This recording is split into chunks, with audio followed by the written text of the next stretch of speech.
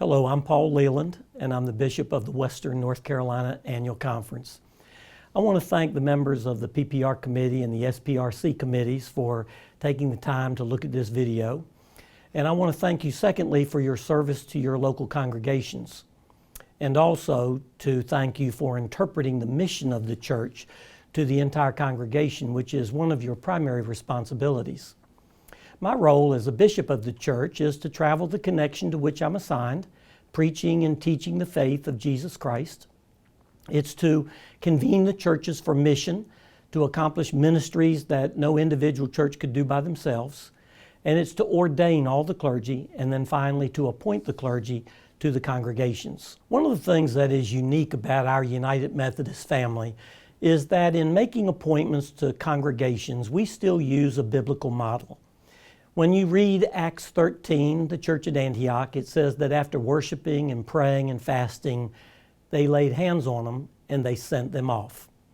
In Titus, the first chapter, Paul says, I've left you behind that you might appoint the clergy in every city.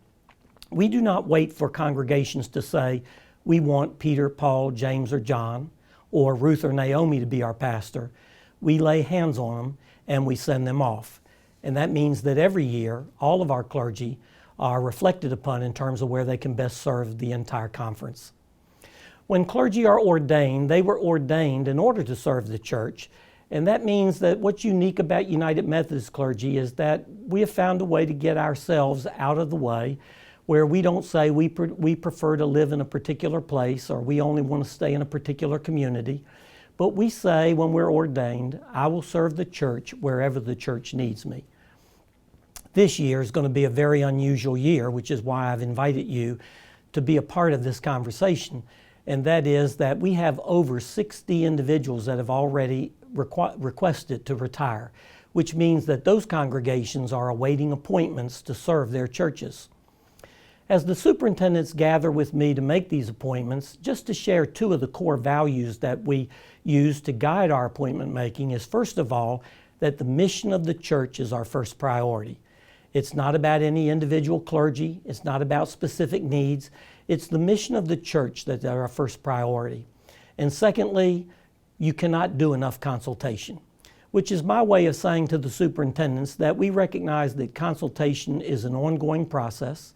And it starts early when superintendents contact the local churches and ask them to assess the ministry and the needs for leadership in their church. And then each superintendent meets with every clergy in their district.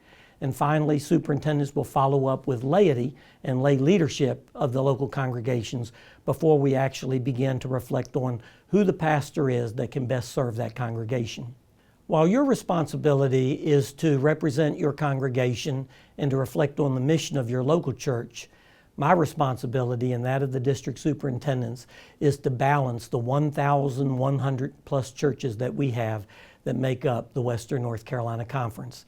That means that some clergy will ask to remain where they are, and some congregations will ask that their pastors be reappointed. And yet we have always moved some of those clergy every year. It's not our intent to move them, but when we try to balance 1,100 churches, there are times where we have to ask churches to receive another pastor.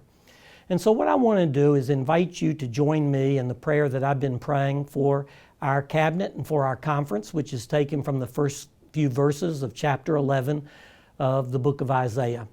Isaiah speaking about the characteristics of the one who is to come, and he says that the one who is to come will have wisdom and understanding, will have counsel and strength to do the right thing, will have knowledge, and will have joy, and their joy will be the fear of the Lord. I invite you to join me in sharing that same prayer. That's the prayer that I have for your congregation and for the 1,100 churches that make up our conference. May the Lord grant us wisdom and understanding. May the Lord grant us counsel and strength to do the right thing for the church. May the Lord grant us the ability to have knowledge, spiritual knowledge, and joy, and may our joy be the fear of the Lord.